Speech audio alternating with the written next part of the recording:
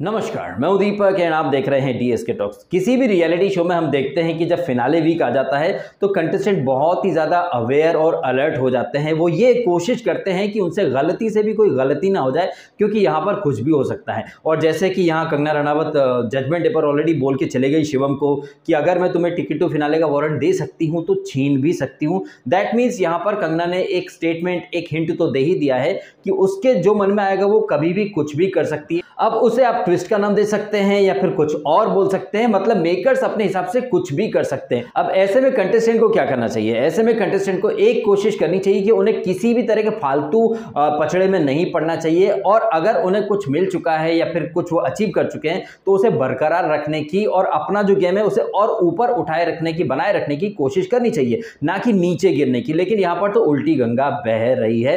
And कल रात के जो एपिसोड में हुआ उसे देखकर तो यही लग रहा है कि शिवम शर्मा को लगता है कि वो जो टिकट टू फिनाले का वारंट मिल चुका है, जैसे कुत्ते को घी हजम नहीं होता है, वैसे शिवम शर्मा को वो टिकट टू फिनाले का वारंट हजम नहीं हो रहा है। और इन लोगों ने जिस तरीके से वापस से पायल के अगेंस्ट पूरा घर गैंगअप कर गया, आई थिंक ये 10वीं या 12वीं बार ऐसा हो रहा है कि पूरा घर पायल के अगेंस्ट गैंगअप कर जाता है। जबकि कंगना रनावत ऑलरेडी बोल चुकी थी जब पहली बार इन लोगों ने किया था कि तुम लोग सब मिलकर पायल के अगेंस्ट हुए, बाहर पायल ट्रेंड कर गई। अब यहां पर कई लोग हो सकता है कि शिवम का सपोर्ट करें, मुनव्वर का सपोर्ट करें, या फिर अंजलि, आजमा। अब तो आजमा भी पायल के अगेंस्ट हो गई। एंड ये कोई पहली बार तो हुआ नहीं है कि पायल के साथ में जो इंसान रहता है वही पायल से लड़ पड़े या पायल उसके अगेंस्ट हो जाए। ये एक पायल का पैटर्न रहा है जो कि हम बाहर से सब देख रहे हैं, लेकिन हमसे भी ज्यादा अच्छी तरीके से पायल के पैटर्न को ये जो कंटेस्टेंट कैदी हैं ये लोग देख रहे हैं। इन्हें कंगना के थ्रू हिंट भी मिल चुकी है। बाहर से जो मेहमान आते हैं वो सब टॉप 2 के लिए 2 ही लोगों का नाम देते हैं, एक मुनव्वर और एक पायल। जबकि इस शो के अंदर सायशा भी है, अंजलि भी है, शिवम शर्मा जिसने कि टिकट टू फिनाले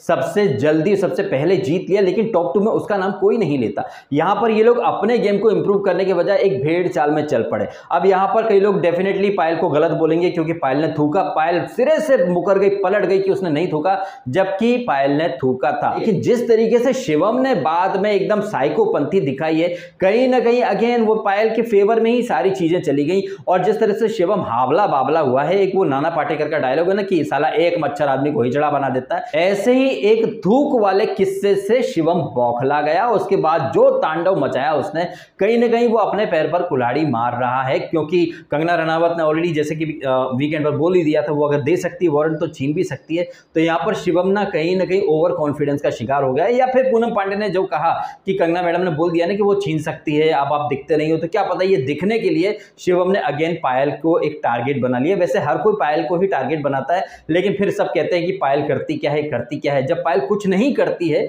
तो सब पायल से लड़ते क्यों हैं? अब यहाँ पर जिस तरीके से समीकरण बनते हैं जो हम हर वीक देखते आए हैं कि चाहे वो कप का मुद्दा हो या फिर कोई सा भी मुद्दा हो, सब मिलकर के पायल को टारगेट करते हैं। अब यहाँ पर प्रिंस नरूला है जो कि बाहर से सब कुछ देख करके आया है, उसे अच्छे से पता है कि बाहर तस्वीर का क्या रुख दिख रहा होगा। बाहर जो एक दर्शक होगा वो तो यही देखेगा कि पायल अकेली खड़ी, बाकी सब के सब कहीं ना कहीं उसके ऊपर टूट पड़ रहे हैं। तो यहाँ पर बैडेस कौन देखेगा? बैडेस का मतलब यहाँ पर यह नहीं होता कि तुम गाली गलौज करो, थालियां बजाओ, नाचो, पागलों की तरह बिहेव करो। बैडेस का मतलब ये होता है कि आप इतना सब कुछ झेल कर भी खड़े हो, टूट नहीं रहे हो। वैसे तो बैडेस वर्ड की जो डेफिनेशन वो सब अपने अपने हिसाब से निकाल लेंगे, लेकिन गूगल बाबा जो डेफिनेशन दे रहे हैं बीइंग बैडेस की या फिर बैडेस वर्ड की, तो बैडेस का मतलब होता है अनकॉम्प्रोमाइजिंग, इंटिमिडेटिंग या डिफिकल्ट टू डील विथ, या फिर a tough nut to crack. अब ये जो मैंने बातें कही हैं ये यहाँ लॉकअप के अंदर सिर्फ एक ही इंसान के ऊपर फिट हो रही है, अ टफ नट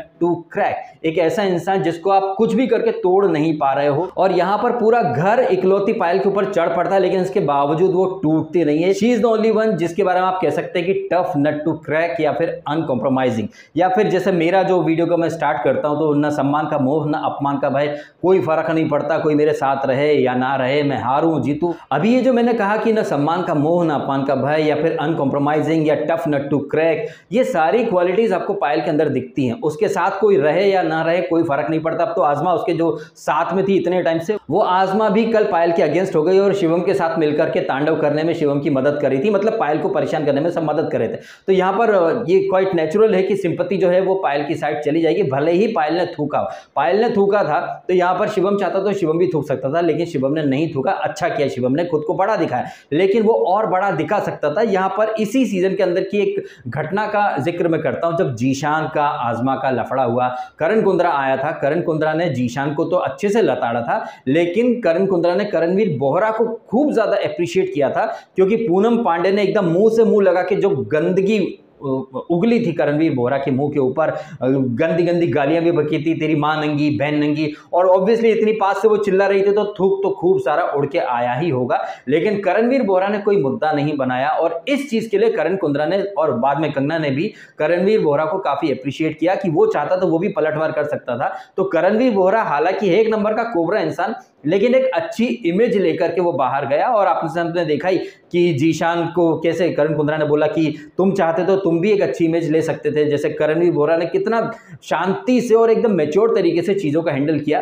तो यही चीज होती है जो आपको ऊपर और नीचे लेकर के आती है। ऑल्दो करणवीर बोहरा बाहर जरूर चला गया, लेकिन चाहे जेलर करण कुंद्रा हो या फिर क्वीन कंगना, इन दोनों ने ही करणवीर बोहरा को काफी ज्यादा अप्रिशिएट किया था। तो यहाँ पर शिवम शर्मा के पास भी वो मौका था, वो चाहता तो पायल को 2 सेकंड में एकदम नेगेटिव दिखा सकता था, खुद को बहुत ऊंचा और बड़ा दिखा सकता था, लेकिन नहीं भैया नहीं, ऐसा क्यों करेगा। जब नाश मनुज पे छाता है, पहले विवेक मर जाता है। तो यहां पर अंदर का विवेक, बुद्धि और शांति, संयम, सब कुछ इन लोगों का मर चुका है। फिर तो खरबूजे को देख करके खरबूजा रंग बदलता ही है। वैसे ये थूकने वाला जो कांड हुआ ये तो बाद में हुआ, लेकिन एपिसोड के स्टार्ट से ही शिवम ने मूड बना लिया था कि वो पायल को टॉर्चर करके रहेगा, पायल के पीछे पड़ेगा। शायद उसको भी लग गया होगा कि भैया अंजलि, मुनव्वर, सायशा ये सब कुछ पायल से फुटेज लेते तो चलो वो भी लेता है। तो निब्बू लटका के ये वैम्पायर, प्रेत आत्मा, शोम शोमो शाशा, ये चीजें कुछ हद तक ना एंटरटेनिंग लग रही थी, लेकिन उसके बाद ये चीजें बहुत ज्यादा इरिटेट करने लग गई। और वहां से फिर शिवम के साथ में वो मुनव्वर भी आ जाता है, फिर थालियां बजती हैं,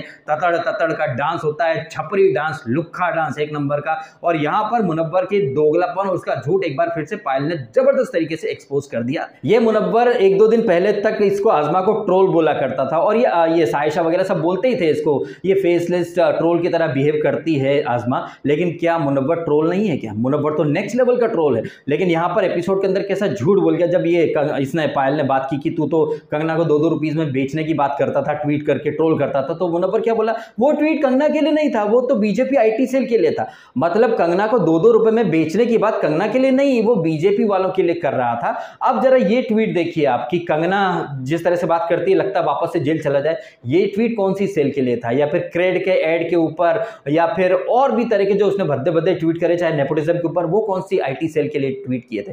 तो मुनव्वर भी ट्रोलर ही है, लेकिन जस्ट बिकॉज कि यहाँ पर आज़मा थोड़ी देर के लिए पायल के अगेंस्ट हो गई तो सडनली वो आज़मा उसके मुनव्वर के लिए अच्छी हो गई। लेकिन ये मुनव्वर खुद को दोगला साबित करके चला गया और एक नंबर का झूठा भी। और इस शो के अंदर वो डे 1 से एक्टिंग कर रहा है, उससे बड़ा चादरमोद इंसान मैंने जिंदगी में नहीं देखा। एक नंबर का लीचड़ है ये मुनव्वर, दूसरों के माइंड के साथ खेलता है, दूसरों की ट्रेजेडी में कॉमेडी ढूंढता है। अब साबित हो रहा है कि ये जो गोधरा ट्रेजेडी के ऊपर इसने जो जोक बनाए थे ना, वो दिल से बनाए थे, वो मीन करता है सारे जोक्स को। ये जो अपोलॉजी और सॉरी का दिखावा कर रहा था ना, ये एक नंबर का पाखंड है इसका।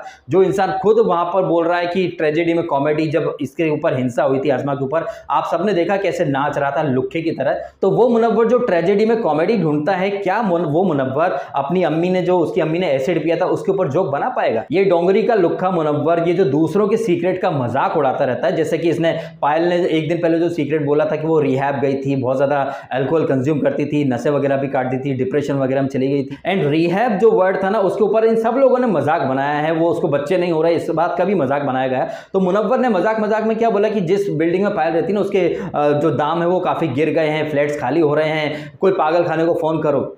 यही चीज अगर यहां पर पायल बोल देती कि यार है ना, घरों में एसिड नहीं रखना चाहिए, क्या पता किसकी अम्मी एसिड पी ले, मुनव्वर क्या फील करता, मुनव्वर को बुरा लगता ना, मुनव्वर के फैंस को भी बुरा लगता। तो जब मुनव्वर दूसरे की ट्रेजेडी या फिर दूसरे की प्रॉब्लम का मजाक बनाता है और लोग उसको जस्टिफाई करते हैं, मुनव्वर उन चीजों के ऊपर डांस करता है, नाचता है। लेकिन जब मुनव्वर के बारे में, उसकी पर्सनल लाइफ के बारे में कुछ बोल दिया जाए तो मैटर कोर्ट में है, प्लीज इसके बारे में बात मत करो, मैटर कोर्ट में। अच्छा भैया, तुम कोर्ट की ये जो एक फायरवॉल बना करके खुद को डिफेंड कर लो, लेकिन दूसरे के ऊपर तुम कुछ भी बोल दो। तुम कह रहे थे कि पायल ने एक फायरवॉल बना ली, दोस्तों के साथ अपनी चीजें शेयर नहीं करती, क्यों शेयर करे भाई? तुम जैसे लोग तो मजाक उड़ा देते हैं। इस मुनव्वर के बारे में मैंने कहा था, जब ये रो रहा था अपनी माँ की बात करके, तो मैंने एक शेर का अर्ज किया था कि भैया अपने दिल के जज्बात किसी को बताया मत करो, लोग हाथों में नमक लिए बैठे रहते हैं। ये मुनव्वर जो दूसरों से उम्मीद करता है कि उसकी दुख भरी दास्तां के ऊपर सिंपैथी जताई जाए, ये मुनव्वर तो दूसरों के जख्मों में नमक डाल देता है भर भर के, फिर डांस करता है, मजे लेता है। और ऐसे मुनव्वर को लोग जेन्युइन बोलते हैं। भाई साहब, ये जो पायल कहती है ना कि मुनव्वर की जो रियल साइड है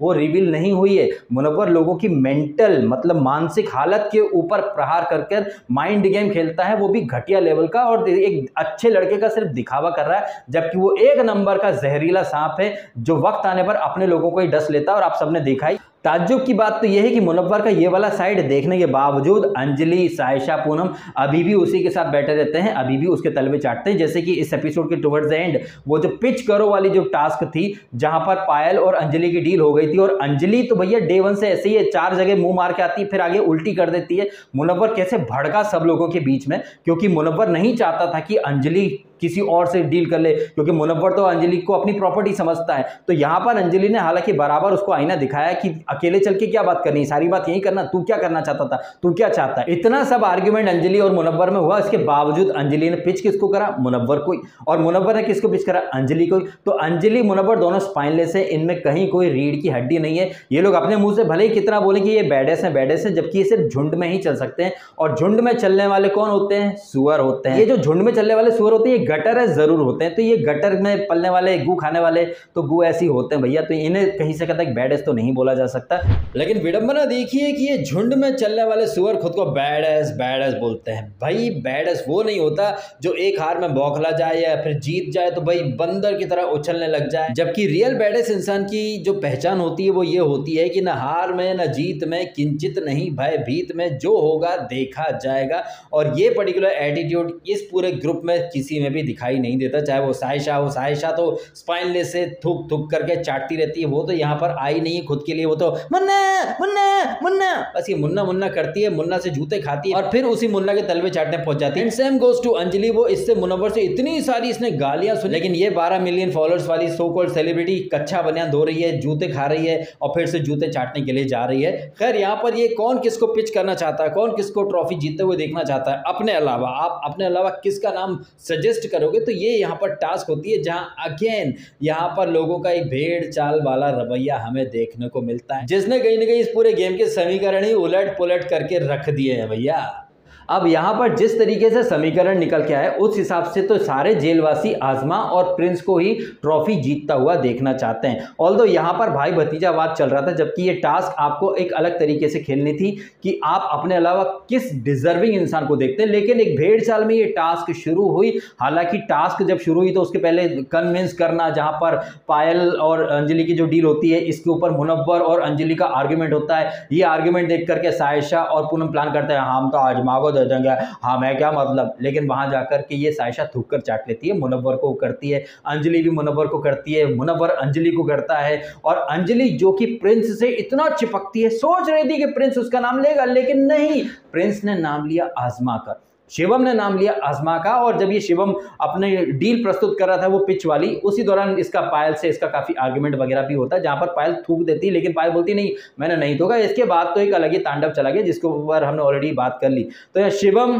प्रिंस और पूनम पांडे देती है आजमा को अपना अपना वोट, यानी 3 वोट मिलते हैं आजमा को, सबसे ज्यादा पिच उसको प्राप्त हो जाती है। जबकि आजमा की खास दोस्त पायल रोहतगी अपनी पिच आजमा को न देते हुए प्रिंस को देती है। अब हो सकता है इसके पीछे कुछ अलग थॉट प्रोसेस हो। जो मुझे समझ में आया वो थॉट प्रोसेस ये है कि लास्ट वीक प्रिंस ने सायशा और पायल में से पायल को ज्यादा डिजर्विंग बोला था, तो शायद वो एहसान चुकाने के इरादे से या फिर कुछ और थॉट प्रोसेस लेकर के पायल ने यहां पर प्रिंस का नाम दिया। अब यहां पर प्रिंस इसको पायल के अलावा आज़मा ने भी अपना वोट दिया और चूंकि आज़मा को सबसे ज्यादा मत मिले थे तो आज़मा ने मुनव्वर और प्रिंस को 2-2 वोट मिले थे। तो यहां पर आज़मा के हाथ में था कि वो किसको अपना एक कंपटीशन मानती है, किसके साथ आगे भिड़ना प्रेफर करेगी। और वो मुनव्वर जो इस एपिसोड की स्टार्ट से ही सोच रहा था कि उसने आज़मा को अपने पाले में ले लिया है, वो मुनव्वर जो आज़मा को ट्रोल बोला करता था, सडनली उसके लिए आज़मा ट्रोल नहीं एक अच्छी इंसान बन गई। लेकिन यहां पर मुनव्वर का ये दाव कहीं ना कहीं फ्लॉप हो गया और आज़मा ने प्रिंस को अपना कंपटीशन मानते हुए प्रिंस को अपने साथ वहां ऊपर स्टेज पर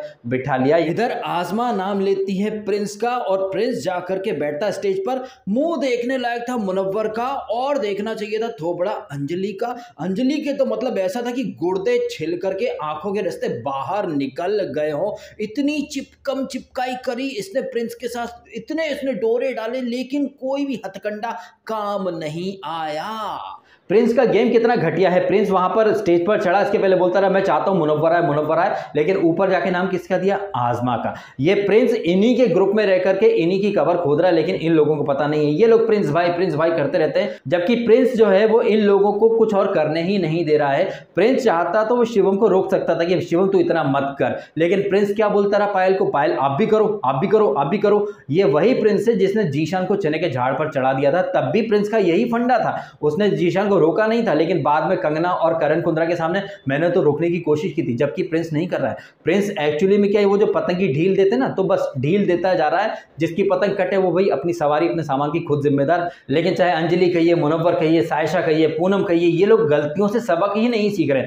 खुद की गलती तो ठीक है, लेकिन जो कांड हुए हैं, जैसे कि जीशान बाहर गया, कंगना ने क्या क्या जबरदस्त तरीके से बातें सुनाई, ये सब कुछ देखने के बावजूद लोग अभी भी भेड़ चाल में चल रहे हैं, अपना दिमाग लगा ही नहीं रहे। सब एक झुंड में चल रहे हैं और झुंड तो खैर झुंड की कोई शक्ल होती नहीं, तो जब झुंड की कोई शक्ल नहीं है तो झुंड में विनर कहां से होगा? आप कमेंट करके जरूर बताइएगा इन बातों के बारे में, आपके भी रिएक्शंस, ओपिनियंस। आपने समय निकाला, वीडियो देखा, आपका बहुत बहुत धन्यवाद। Thank you so much.